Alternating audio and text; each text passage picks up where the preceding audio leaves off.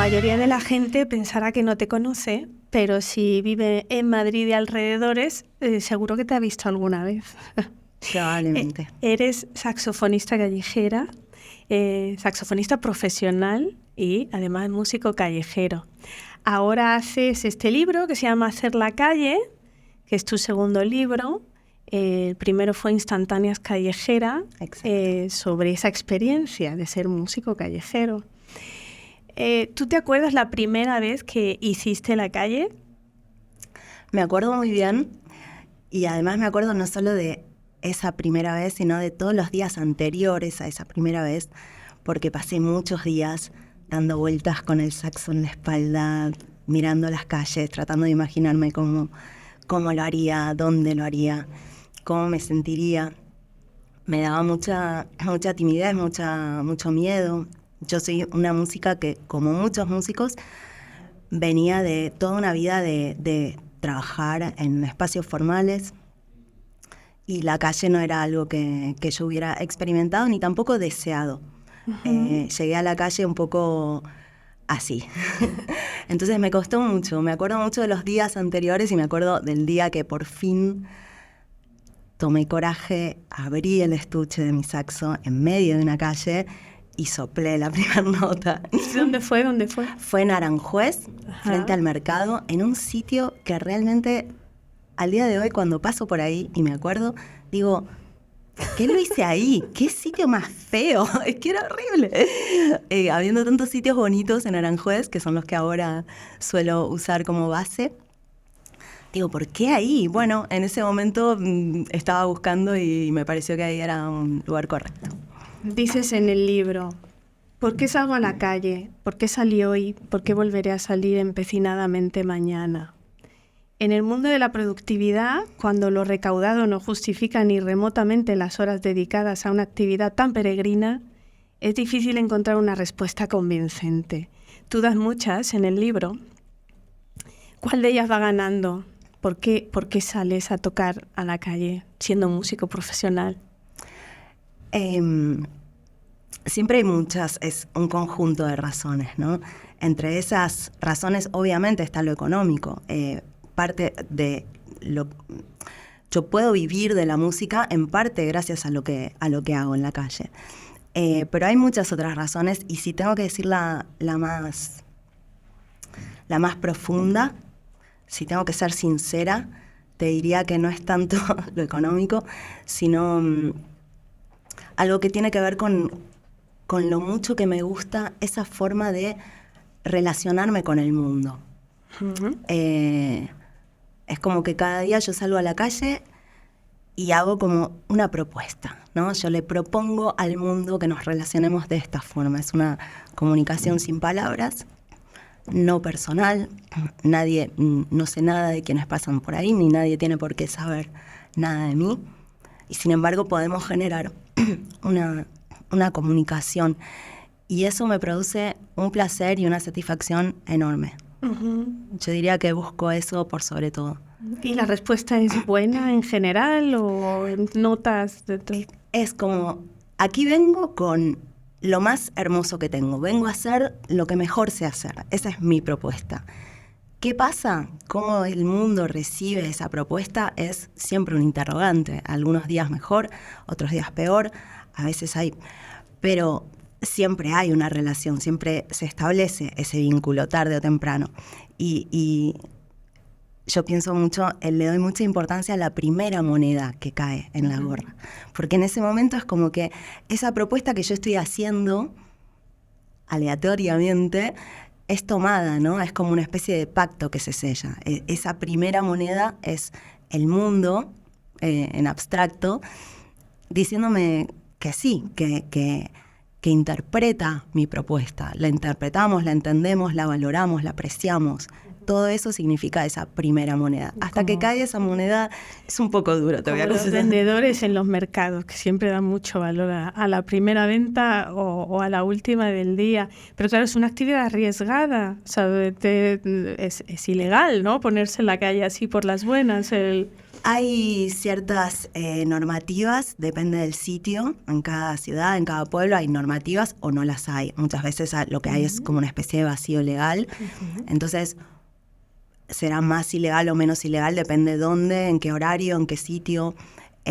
Pero siempre hay un nivel de inseguridad enorme y un nivel de posibilidades enormes de la que puede pasar, incluso estando con un permiso legal. Por ejemplo, en el centro de Madrid existe un permiso, una normativa muy clara sobre dónde, cuándo y cómo lo puedes hacer.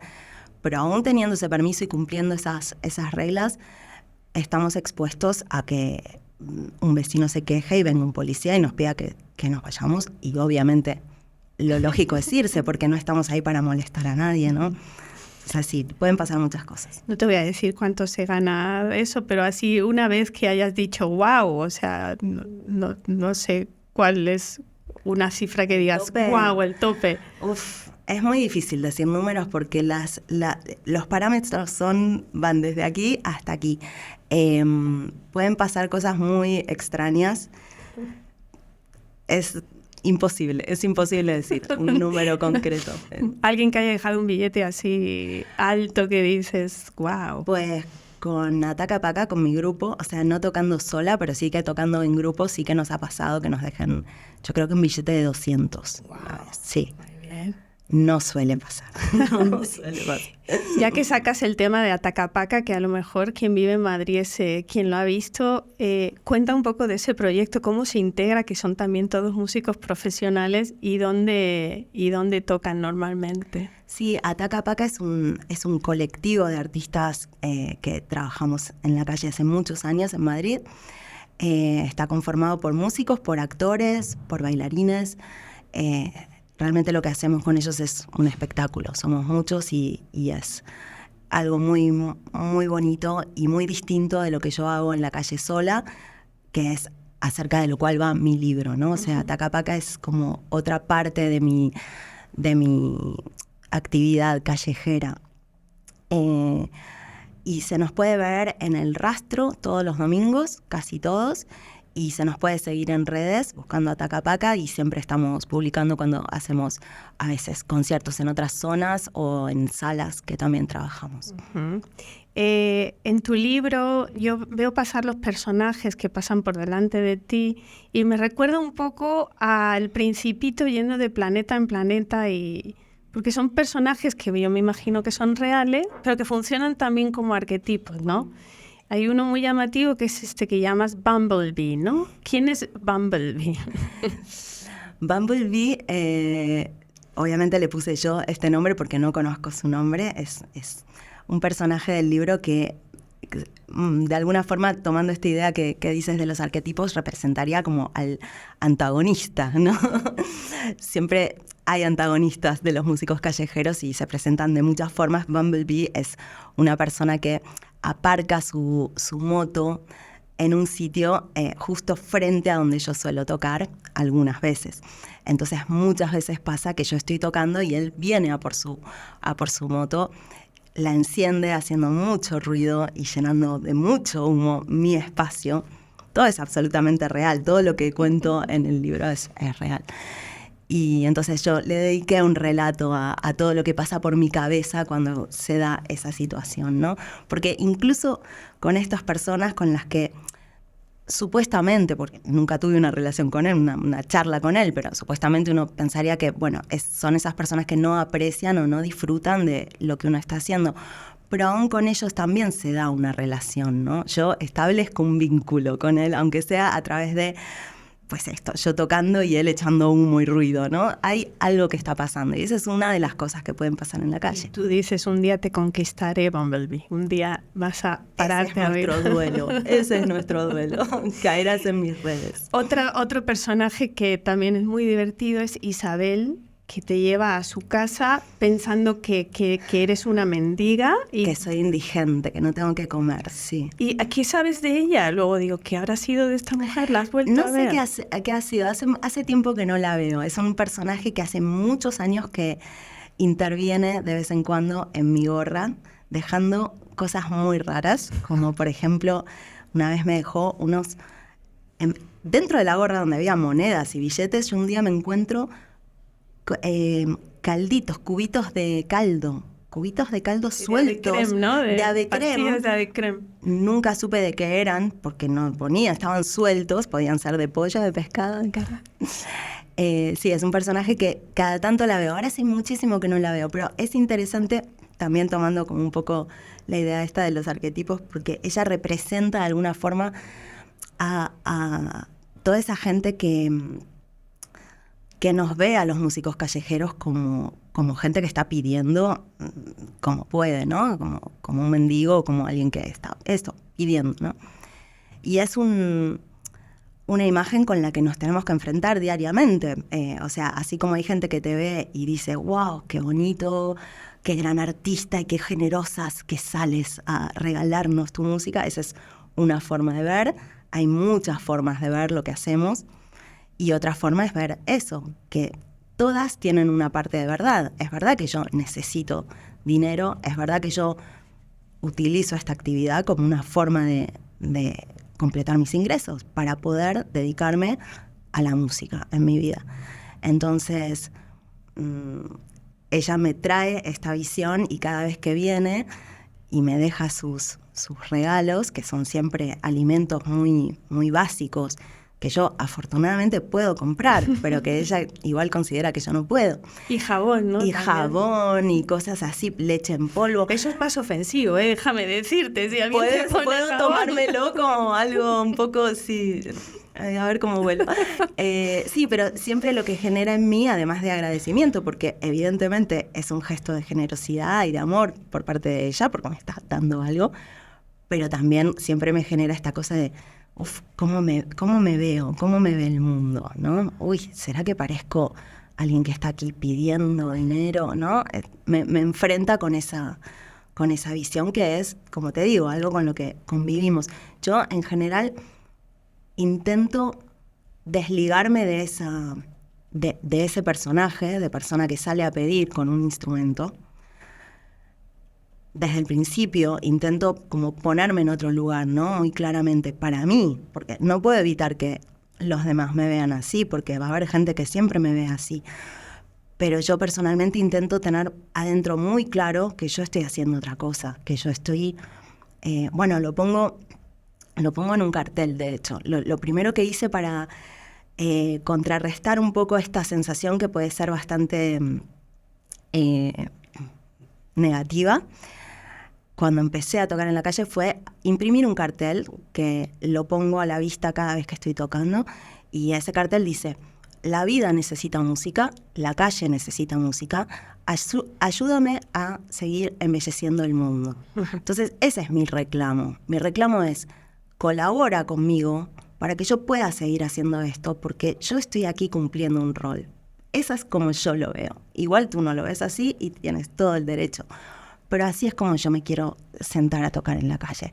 Estoy ofreciendo algo que para mí de alguna forma mejora el mundo, aunque sea un poquito, lo hace más bello. Si tú colaboras conmigo, pues me ayudas a seguir. Luego hay otros personajes que en cambio, como Ángel, que sí lo aprecia y tiene ese nombre, pero a la vez cuando lees su historia también ves cierta historia de soledad de la gente mayor, ¿no? No sé cómo lo veas tú. Sí, tocar en la calle, digamos, los que estamos haciendo algo en la calle, haciendo la calle de alguna forma, somos realmente imanes para mucha gente que está muy sola.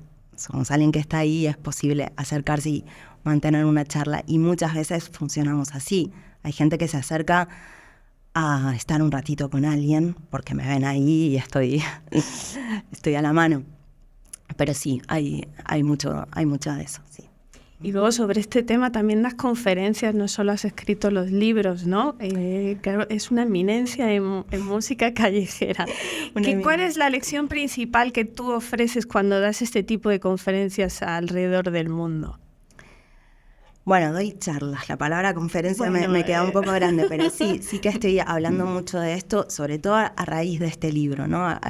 Empecé a hacer presentaciones de este libro Y cuando empecé a presentarlo me di cuenta de que más que presentar el libro, lo que quería era abrir este espacio para conversar con la gente sobre este tema, que es un tema sobre el que hay poca literatura, se habla poco, todos estamos acostumbrados a ver músicos callejeros en la calle, pero creo que lo que hay de interesante en el libro y lo que hizo que estos relatos se convirtieran en un libro tiene que ver justamente con que no todo el mundo puede ver cómo se ve el mundo desde la visión de un músico callejero. Todos nos miran, pero nosotros también miramos y vemos el mundo desde un espacio bastante particular que nos permite pillar cositas. Entonces, de eso va el libro, de lo que yo veo, y las presentaciones o las charlas que hago tienen que ver con esto, con contar un poco más sobre cómo se puede ver hacer música en la calle. Y si me preguntas qué es lo más importante que quiero transmitir en esas charlas, tiene que ver con a ver, todo en la vida puede ser visto como con distintas capas de profundidad, ¿no? Podemos ver lo primero que se ve, podemos ver un poquito más abajo y más abajo y más abajo. Y a mí me interesa con esto llegar a lo más abajo que yo puedo, por lo menos. Entonces, desde un ángulo que sería el primero, los músicos callejeros somos gente que está ahí ganándose el pan como mejor puede. Bien. Mirando un poquito más, se puede ver también que estamos cumpliendo una labor que es la de acercar la experiencia artística a cualquier persona, ¿no? Incluso a gente que a lo mejor no le interesa o que no puede pagar una entrada para una sala de conciertos. Y realmente muchas veces hay gente que nunca ha visto a un músico tocando en directo de tan cerca y eso también tiene un valor, ¿no? Un privilegio, siempre, ¿no? Es algo interesante, por lo menos, ¿no?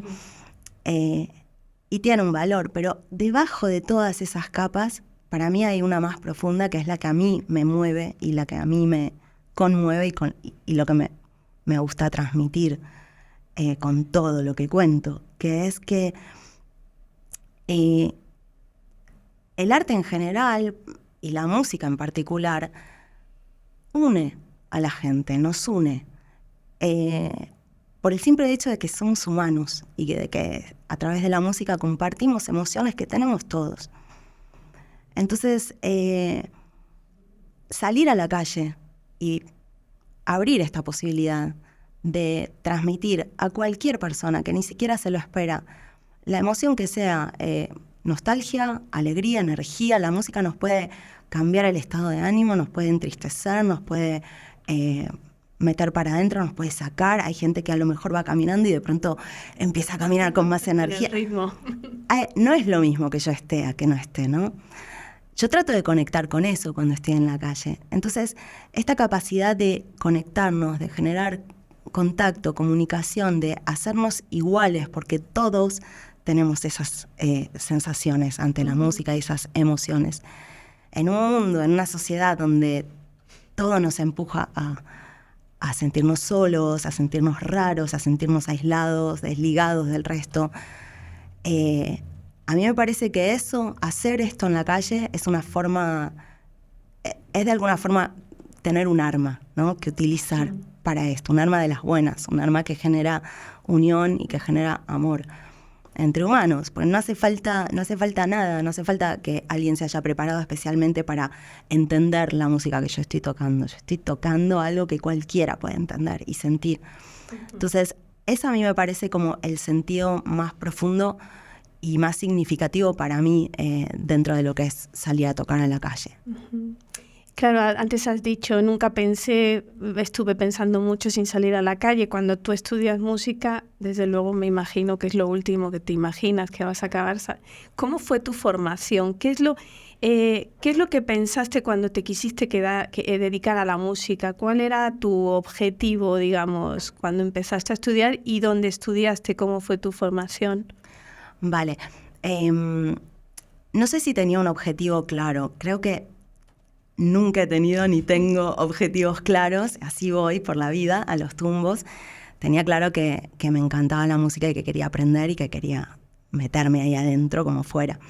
Mi formación fue aleatoria, como todo en mi vida, es decir, estuve un tiempo en conservatorio, muchas veces transcurrí años de estudio con distintos profesores particulares, con los que me fui metiendo también en busca de algo, ¿no? Por ejemplo, estudié con Bernardo Baraj, que es un gran saxofonista argentino que tiene mucho que ver con la música argentina y con el tango. Y yo, como saxofonista, siempre me encantó el tango y me gusta la música argentina, pero el saxo no es un instrumento característico del tango. Entonces, quise estudiar con él, además de porque es un grandísimo maestro, porque me podía acercar a ese estilo, ¿no? Luego estudié con otra gente para meterme un poco en el jazz y pues así fui como picoteando y así voy también, me voy, o sea, es que esto no hay una formación que uno termine y dice, bueno, ya está, soy músico, o sea, hay que seguir estudiando,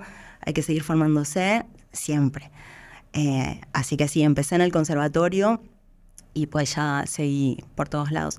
Y no tenía la idea de tocar en la calle cuando estudiaba. Tampoco tenía una idea clara de qué quería hacer, pero la realidad es que durante muchísimos años mi actividad profesional y musical fue pasando por lugares formales y no, lo de la calle me vino como empujado y ahora me parece increíble pensar cómo veía tocar, lo poco interesante que me parecía y en parte el hecho de ponerme a escribir ha surgido de la sorpresa y de la fascinación que me generó salir a la calle y descubrir todo lo que a mí me pasaba tocando en la calle. Fue como, pero yo tengo que compartir esto, tengo que hablar de esto. Así me puse a escribir. Eso es interesante, o sea, pasar de la música, que es un lenguaje, ¿no?, a la escritura. Porque en principio la música es muy difícil de comunicar, ¿no? Pero entonces tú te empujas a escribir para besar. A ver, me puse a escribir realmente, bueno, yo siempre escribí, ¿vale? O sea, la palabra claro, escrita, publicar. no publicar, pero sí que la palabra escrita era parte de mi forma de expresión, ¿no? Y concretamente estos 2 libros sí que los escribí partiendo de este enamoramiento, porque realmente fue así, fue salir a la calle y decir, como en esas pelis que la chica desprecia al chico y dice, ay, no me gusta, y de pronto un día como, pero bueno, lo que me estaba perdiendo, ¿no? Fue así. Entonces, con todo ese entusiasmo y con toda esa fascinación, fue que empecé a decir, pero yo tengo que compartir esto, tengo que hablar de esto con la gente. Y la realidad es que todo el primer tiempo que salí a tocar en la calle, era un momento de mi vida que yo atravesaba en una enorme soledad real. ¿Cuándo? Pues hace unos 10 años. Entonces yo estaba recién mudada a una ciudad donde prácticamente no conocía a nadie, en un país que no era el mío, y realmente estaba sola. Entonces cada vez que yo guardaba el saxón en el estuche y me volvía a mi casa, yo iba como, necesitaba tener a alguien al lado y empezar a decir, pero tú viste lo que pasó, viste lo que dijo esa señora, pero no, como comentar estas cosas. Y no solo lo que pasaba afuera, sino todo lo que a mí me iba moviendo esto. A mí la calle me generó, me empujó a crecer en muchos sentidos, porque empecé a tener que buscar recursos que yo no tenía como música, porque no es lo mismo los recursos que uno utiliza dentro de una sala de conciertos donde hay unas reglas de juego establecidas, claras, que se espera se respeten, ¿no? El público va aquí, los músicos aquí, el público aplaude, hace silencio. La calle es otra cosa. Entonces empecé a preguntarme qué recursos tenía que buscar, qué tipo de repertorio tenía que tocar. Tocar sola tampoco era algo que hubiera hecho. Entonces yo estaba tocando sola y tenía que buscar cómo hacer que el saxo suene interesante y yo no me aburriera tocando sola. Musicalmente también tuve que crecer y buscar. Entonces, pues de todo esto quise ponerme a hablar y a compartir, y fue que empezar a escribir y a compartir en redes estas cosas. Y al ver un poco las reacciones de la gente que iba leyendo y compartiendo, me empecé a dar cuenta de que esto no solo era interesante para mí, sino que también podía ser interesante para cualquier persona. Por esto que decía antes, esto que a los humanos nos gusta ponernos en los zapatos de otra persona y ver cómo se ve el mundo, qué perspectivas tiene, ¿no? Es interesante eso. Entonces, al ver ese interés, fue que salió la idea de convertir estos escritos que andaban rulando por ahí en libros. Has mencionado que estabas aquí sola, que provenías de otro país, o sea, músico callejera, migrante de Argentina. ¿Cómo fue esa experiencia? ¿Qué te encontraste en España? ¿Qué te parecemos? Qué difícil esa pregunta. Bueno, migrar siempre tiene como distintas dificultades, ¿no? Para cada cual son diferentes. En mi caso, obviamente hay una parte dura, la parte de bueno, la distancia de los afectos, de la familia, sobre todo perder la cotidianidad, ¿no? Porque bueno, ahora con todos los medios que tenemos para comunicarnos, obviamente uno no pierde el contacto, pero sí lo cotidiano, sí la posibilidad de estar ahí, de ayudar, de echar una mano, de que te echen una mano. Eso se sufre y yo lo he sufrido mucho y lo sigo sufriendo. Pero luego aquí en España yo me siento muy cómoda cómoda dentro de lo cómoda que me puedo sentir en el mundo, porque realmente hay algo que tiene migrar, que es que uno pierde un poco, nos pasa a muchos, no a todos, pero sí que lo hablo mucho con gente que se ha ido de sus países de origen y a muchos nos pasa que perdemos de alguna forma la sensación de tener un sitio, ¿no? Porque uno no es de donde, por más que yo esté aquí, esté instalada, pues tampoco es que me siento que sea de aquí, no lo soy, no comparto un montón de historias, de culturas con la gente con la que tengo cercanía, pues a lo mejor cantan canciones que han sido las canciones de su adolescencia que yo no sé, y las canciones que yo cantaba en mi adolescencia y que quisiera cantar con alguien, no tengo con quién cantarlas. Entonces, esta no es mi tierra, es el lugar donde vivo, y a la vez el sitio de donde vengo ya tampoco te diría que es... ya también vamos perdiendo de alguna forma la sensación de tener una casa, ¿no? De tener una raíz, si es que alguna vez la tuvimos, que tampoco estoy muy segura. Así que bueno, yo diría que esas son las partes un poco raras, sí. Tú eres hija de un fotógrafo bastante célebre en Argentina, Andy Goldstein, que fundó una escuela de fotografía también, ¿verdad? Sí. Yo estoy casi convencida de que una de las cosas que más llama la atención es tu apellido, ¿no? ¿De dónde viene tu apellido? Mi apellido es de origen judío. Mi familia es de origen judío por todos lados, por el lado materno y paterno. 8 apellidos judíos. 8 apellidos judíos, sin duda, y más, porque además todos mis antepasados venían como de la misma zona, ¿no? De noreste de Europa. Y migraron, me imagino. Migraron como muchísimos europeos judíos, escapando de una serie de horrores innumerables.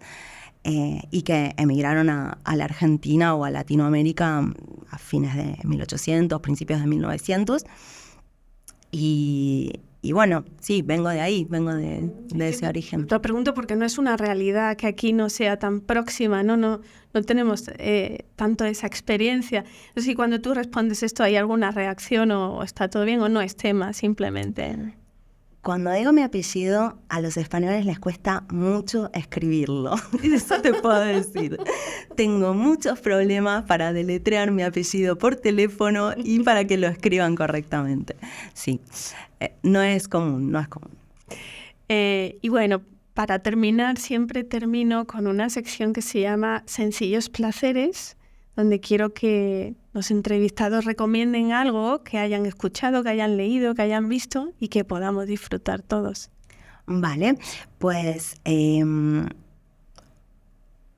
a recomendar un libro que estoy releyendo ahora mismo, que es un libro que me gusta muchísimo, que he leído y releído varias veces en mi vida y que he recomendado mucho, que se llama Una historia natural de los sentidos, de Diane Ackerman. Es una escritora estadounidense y es un libro que me encanta y que siempre me parece que todo el mundo debería leer porque habla de los sentidos, que justamente con mucha profundidad, de los sentidos, el gusto, la vista, el olfato, los sentidos que son con los cuales percibimos el mundo los humanos y que también es algo que nos une y nos hace iguales, ¿no? Es decir, esta es la forma en que percibimos el mundo. Entonces, me parece un libro súper interesante, además de que está escrito muy ameno y muy agradable de leer, porque va recorriendo cada uno de los sentidos y se mete no solo a nivel